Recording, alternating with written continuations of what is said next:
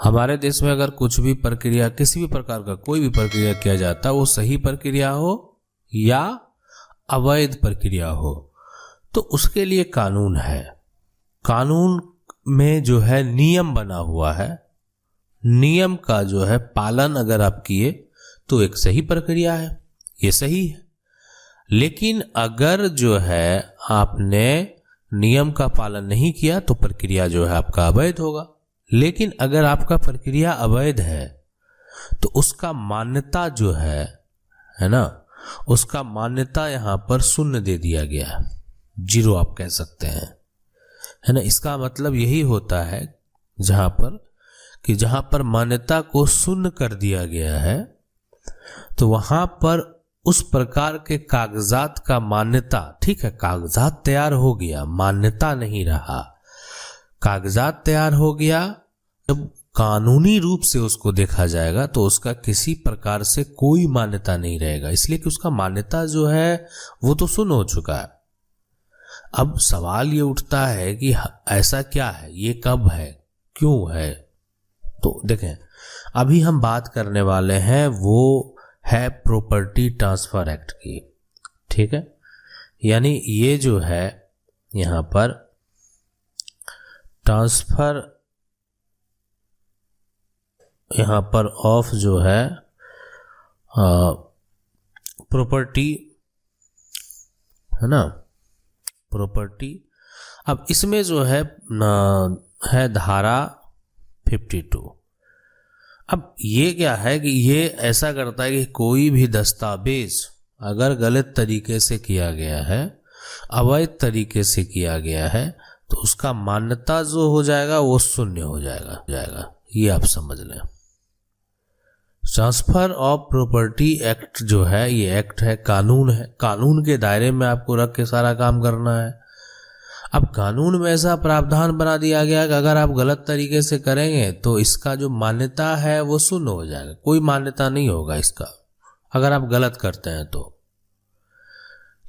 कब ये गलत होगा, कब ये सही होगा और किस प्रकार का दस्तावेज जो होगा वो शून्य माना जाएगा, है ना, तो उसको समझने का प्रयास करते हैं।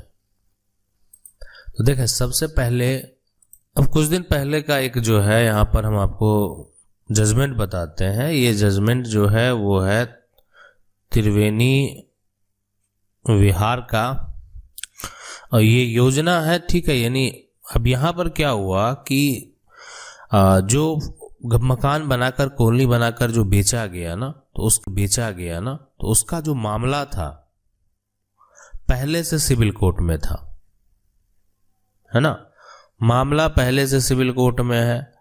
अब पहले से सिविल कोर्ट में मामला है, फिर भी क्या किया गया, यहाँ पर उसको बेच दिया गया, मकान बनाकर जो है बेच दिया गया। तो हाईकोर्ट ने कहा कि जब मामला सिविल कोर्ट में लंबित है, ठीक है, मामला अगर सिविल कोर्ट में चल रहा है जो है, उसके बाद जो है संपत्ति को बेचा गया है, तो अगर ऐसा करता है तो उसका जो रजिस्ट्री है वो स्वतः जो है वो शून्य माना जाएगा। ठीक है, हो गया, सारा प्रक्रिया हो गया।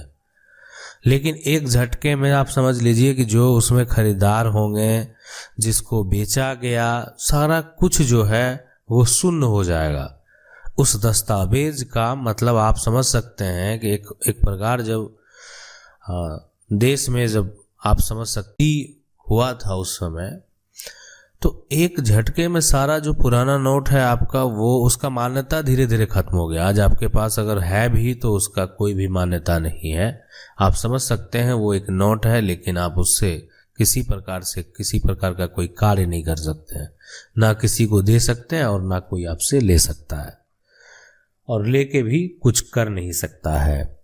तो इसी तरह से जो है, अगर यहाँ पर ये दस्तावेज आपका बन भी गया है, मामला कोर्ट में है, आपने उसको खरीदा, और ये जो है, और हाई कोर्ट के द्वारा जब सुनवाई किया गया तो एक झटके में ये कहा गया कि जब मामला सिविल कोर्ट में लंबित है और फिर भी इसको बेचा गया है, तो और खास करके जो है कॉलोनी बनाकर जो है उसको बेचा गया है, तो उस केस में जो है इसका मान्यता स्वतः जो है वो शून्य हो जाएगा।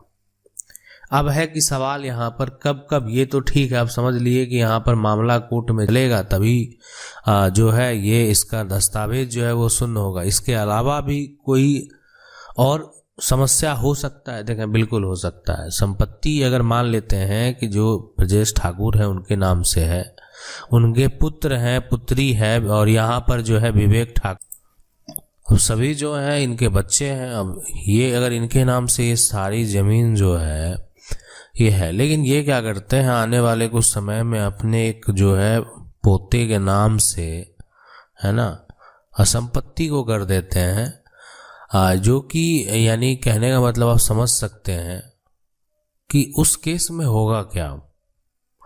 या ये इनके जो है ना, ये तो इनके पिता हैं, ये दादा होंगे, तो दादा के द्वारा इनके नाम से कर दिया जाता है। तो ये इस केस में क्या होगा कि अगर ये संपत्ति इनके नाम से है लेकिन ये संपत्ति जो है वो पैतृक है, तो पैतृक संपत्ति जो है इनको किसी को देने का तो अधिकार नहीं है। कानूनी रूप से जो है पैतृक संपत्ति में ये जो है एक उत्तराधिकारी है, और उसके साथ साथ ये भी एक उत्तराधिकारी है।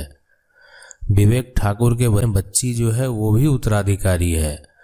तो किसी एक को दे देना, सिर्फ अपनी इच्छा अनुसार आप कार्य नहीं कर सकते। कानून ये नहीं कहता, और कानून जो कहता है उसका पालन करना पड़ेगा आपको। तो अगर इस व्यक्ति के द्वारा, या दादा हो या परदादा हो, उनके द्वारा ऐसा किया जाता है कि पैतृक संपत्ति जो है अपने ही ब्लड रिलेशन में उनके नाम रजिस्ट्री अगर कर दिया जाए, तो उस तरह का अगर जो रजिस्ट्री है ना, अगर ऐसा रजिस्ट्री का दस्तावेज है तो हो सकता है कि उसका सारा प्रक्रिया हो गया होगा, ठीक है। तो उस तरह का रजिस्ट्री जो है वो स्वतः आप कह सकते हैं वो क्या हो जाएगा, शून्य हो जाएगा। मतलब कानून में जब उस रजिस्ट्री को आप ले जाएंगे, उसके बारे में बताएंगे, तो उसका मान्यता जो है वो शून्य है। ठीक है, वो रजिस्ट्री हो गया है, दाखिल खारिज हो गया, उस व्यक्ति के नाम से हो गया, लेकिन एक झटके में आप समझ सकते हैं कि पूरा दस्तावेज खत्म, मतलब उसका कोई मान्यता नहीं रह जाएगा। क्यों? इसीलिए कि वो कानूनी अधिकार नहीं है। और अगर ऐसा होता है तो वो रजिस्ट्री जो है आपका शून्य हो जाएगा। आप समझ सकते हैं, उसका कोई मान्यता नहीं होगा, जीरो मान्यता होगा। अब लेकिन सवाल ये उठता है कि क्या शून्य रजिस्ट्री हो गया और जो है यहाँ पर ये अवैध प्रक्रिया जो है, तो अवैध प्रक्रिया के दायरे में और सारे जो है यहाँ पर कंडीशन हो सकते हैं। ये तो ठीक है कि एक मामला शून्य रजिस्ट्री का है कि आप जो है मामला अगर विवाद में है तो आप उसको बेचें नहीं, अगर पैतृक संपत्ति है तो आप अपने किसी भी बेटे पोते, है ना, तो उनके नाम आपको नहीं करना चाहिए। आप किसी प्रकार से कोई वसीयत भी नहीं बना सकते हैं, वो भी यहाँ पर किसी प्रकार का जो है मान्यता उसका होगा नहीं। अब लेकिन सवाल ये उठता है कि इसमें अगर मान लेते हैं कोई अपने हिस्से से अधिक संपत्ति को बेच लेता है, तो क्या उस प्रकार का रजिस्ट्री जो है स्वतः शून्य माना जाएगा? देखें, बिल्कुल नहीं।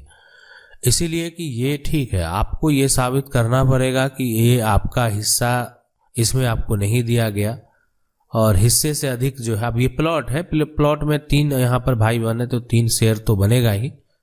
क्या कि इस प्रकार का जो अगर ऐसा होता है तो ये प्रक्रिया एक अवैध प्रक्रिया कहलाएगा। लेकिन उसको जो अगर कानूनी रूप से मान्यता की बात करें तो वह स्वतः जो है वो शून्य नहीं माना जाएगा, क्योंकि स्वतः जो है वो शून्य तभी माना जाएगा जबकि मान लेते हैं कि इस प्रकार से कोई जो है रजिस्ट्री किया गया होगा। अब लेकिन मान लेते हैं कोई किसी का शेयर बेचता है, हिस्सा बेचता है, तो यहाँ पर तो ऐसे भी कंडीशन है कि पूरा डेट जो है वो भी कैंसिल है ना, कि इसीलिए कि वो पार्ट बाय पार्ट भी आप चाहे तो दावा कर सकते हैं कि मेरा शेयर जो है, मेरा हक जो है उतना ही पार्ट कैंसिल, हमको कोई आपत्ति नहीं है कि वो अपना शेयर बेच दिया है। अगर आपको पूरा पर आपत्ति है कि बिना बंटवारा किए हुए संपत्ति को बेचा गया, तो वो एक अलग कंडीशन है। लेकिन मान लेते हैं आपको किसी प्रकार से कोई आपत्ति नहीं है, वो व्यक्ति अपना शेयर बेच रहा है, मान लेते हैं विवेक ठाकुर का जो है अपना शेयर है, ये बेचा, तो आपको कोई आपत्ति नहीं है। लेकिन उसके बाद जो है बीच का जो शेयर है मान लेते हैं ये सरोज ठाकुर का है, तो ये इनको प्राप्त होना चाहिए। इसके लिए आपको जो है आपत्ति है तो आप पार्ट बाय यानी स्पेसिफिक रिलीफ एक्ट में ऐसा प्रावधान है कि आप जो है पार्ट बाय पार्ट जो है रजिस्ट्री को कैंसिल करा सकते हैं। कैसे कराएंगे, किस धारा के अंतर्गत आपको जो है कराना होता है, कैसे उसका याचिका दायर करना होता है, अगर आपका ऐसा समस्या है तो आने वाले जो है यानी आगे हम आपको ये भी बताने का प्रयास करेंगे ताकि आप उसको अच्छे से समझ सकें और उस प्रक्रिया को, अगर ऐसा समस्या से आप जूझ रहे हैं तो उस प्रक्रिया का आप भी पालन करेंगे तो आपके साथ भी वो जो समस्या अगर है तो उसका हल होगा। आशा करते हैं वीडियो अच्छा लगा होगा। वीडियो को लाइक जरूर कर दें। चैनल को पहली बार देख रहे हैं सब्सक्राइब करके जो बेल आइकन है उसको जरूर दबा लें। मिलते हैं अगले वीडियो में, तब तक के लिए जय हिंद।